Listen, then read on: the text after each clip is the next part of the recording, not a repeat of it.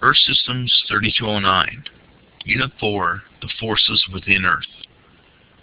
Text references for Unit 4 can be seen in Chapters 4, Chapter 15, Chapter 16, and Chapter 19. It also can be found in Appendix A and B of the Curriculum Guide. Unit 4, Topic 1.1. This topic will discuss the theory of continental drift.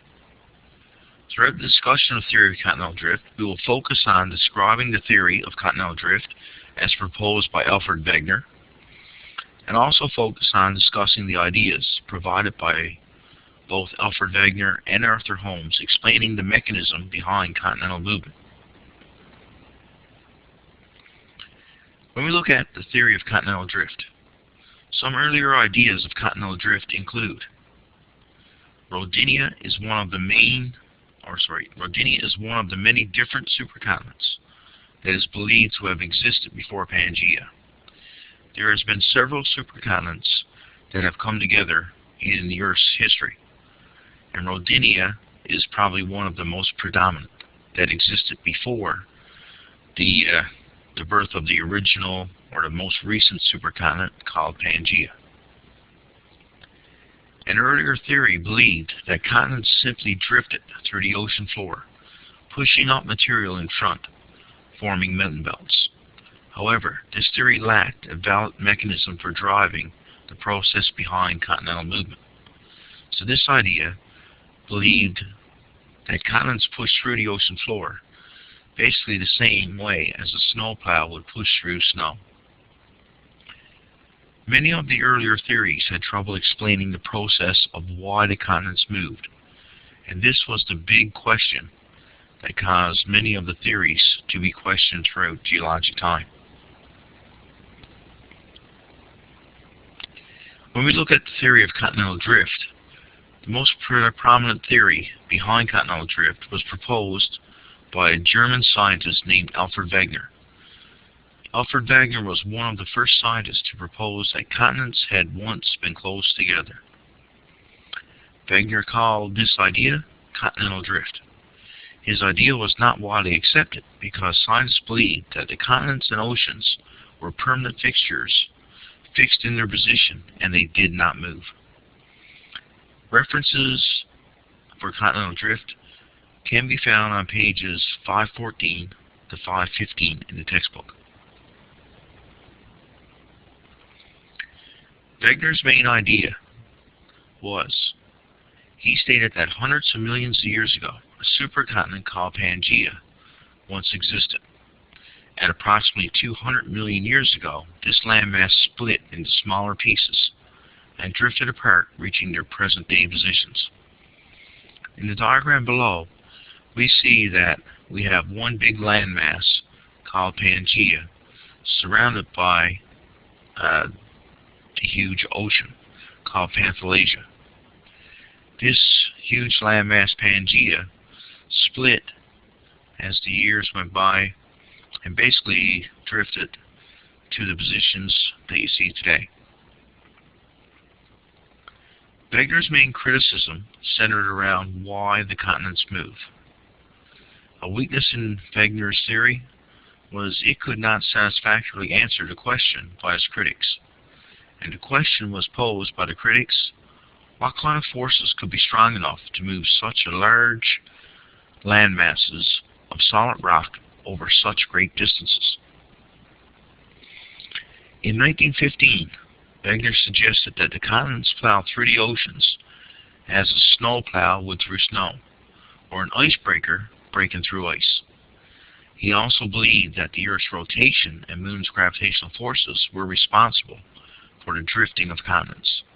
This reasoning for the movement of continents was not widely accepted, since most scientists still believed that the Earth was a solid, motionless body. So in this point, Wegener's main idea to explain why continents move through the ocean floor is because of the Moon's gravitational forces, and the Earth's rotation would cause the continents to move.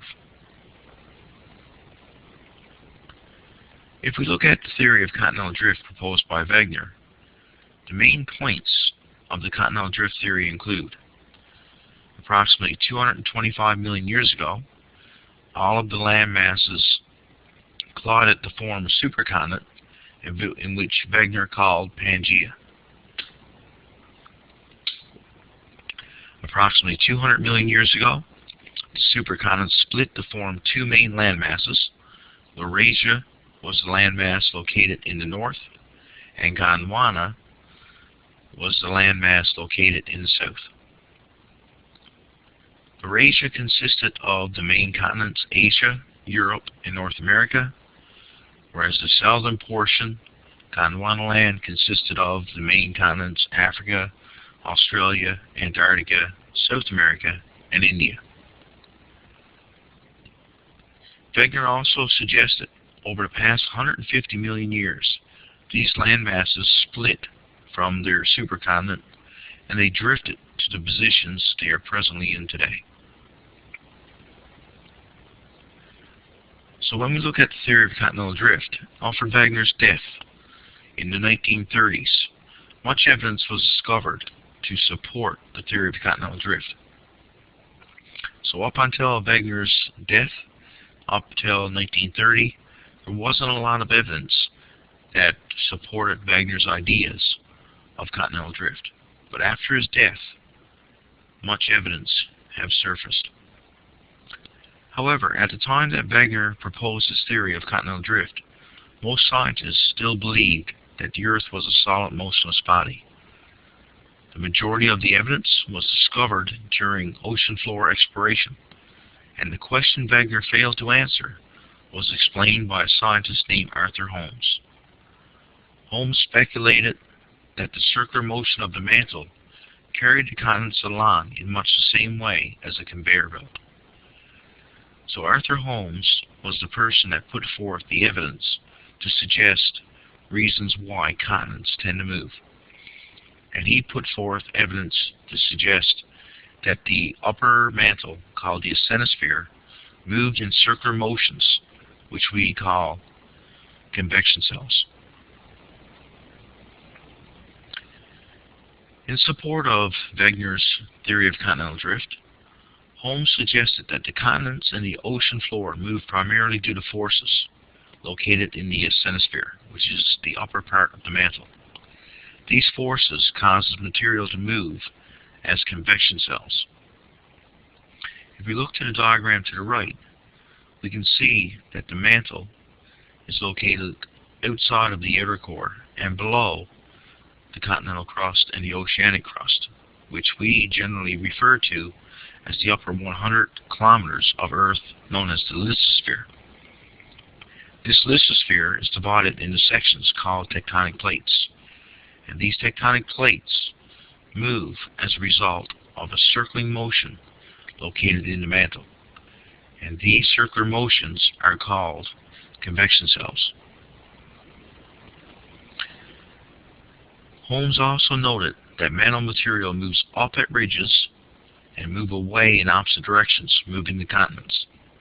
In the cooler areas beneath the trenches, mantle material sinks, causing oceanic crust to descend into the mantle and be recycled. So again, if we look to the right at the diagram, we see at ridges, this is areas where the mantle material tends to move upward. As it moves upward, it'll move up and away from each other, which causes the lithosphere to move in opposite directions. In areas of cooler regions, the lithosphere tends to sink back down into the mantle, and these form areas where tectonic plates collide, and these form what's called a trench. So in review, ridges are places where the asthenosphere moves upward and away from one another, pulling the lithosphere apart in opposite directions. And a trench is an area where two tectonic plates come together, where one tectonic plate is subducted down into the mantle and once again recycled. The idea of convection currents in the mantle, proposed by Holmes, he said that this idea was first considered in the 1930s by Arthur Holmes. The English geologist who later influenced Harry Hess's thinking about seafloor spreading. Let's look at some examples that will focus on the idea behind continental drift. First question asks, which scientist proposed the existence of a supercontinent called Pangaea? And the scientist that put forth the very first proposed idea of a supercontinent, which he called Pangaea, was Alfred Wegener. Harry Hess was responsible for seafloor spreading. Arthur Holmes proposed the mechanism to explain Wegener's idea of continental drift. And Tuzo Wilson was responsible for contributing evidence towards the plate tectonic theory. So the answer to this question would be Alfred Wegener proposed the very first supercontinent called Pangaea. Second question, which is the name of a supercontinent that existed before Pangaea? Many supercontinents had existed before Pangaea, but the one that gets most recognition is Rodinia. So the answer to this question would be D.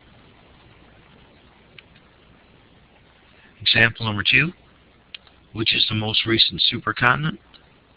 The most recent supercontinent that had formed approximately 225 million years ago and broke apart approximately 200 million years ago was a supercontinent called Pangaea. The second question reads, which Earth's layer contains convection currents that cause plate movement? The convection currents that cause plate movement was proposed by Arthur Holmes, and these currents are found in the upper portion of the mantle, which is called the asthenosphere. Your turn. Take the time and complete the following question. You can pause your recording now so you can prepare your question, and the answer will follow on the following slide. The question reads, with reference to Rodinia and Pangaea, use the plate tectonic theory to describe what our planet could look like in the future. So in preparing your answer, we need to make reference to supercontinents. Rodinia, which was one of the older supercontinents, and Pangaea, the most recent supercontinent, and use the ideas behind plate tectonics and continental drift to describe what our planet, what the Earth could look like in the future. So when you prepare your answer, it should probably include the following points. In the past billion years, scientists suggest that major land masses of Earth joined together on numerous occasions to form supercontinents. Rodinia and Pangaea are just two such examples. With indisputable evidence supporting the mobile Earth, which forms the basis of the plate tectonic theory, it is believed that major land masses will once again in the future join to form another massive supercontinent. And this idea of looking at supercontinents forming in the past and the concept of a mobile Earth which could possibly form supercontinents in the future also coincides with our theory behind uniformitarianism, which states that processes that occurred in the past also affect the Earth today and will continue to affect the Earth into the future. In summary, some of the points overviewed during this presentation.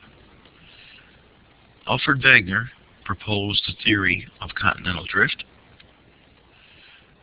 but Wegener could not explain why the continents moved, and this was the main criticism of Wegener's theory of continental drift. After Wegener's death in 1930, Arthur Holmes proposed an acceptable mechanism to explain Wegener's theory of continental drift. Holmes suggested that the movement of continents was caused by convection currents in the asthenosphere, and these convection currents in the asthenosphere is responsible for moving tectonic plates in which the continents sit on.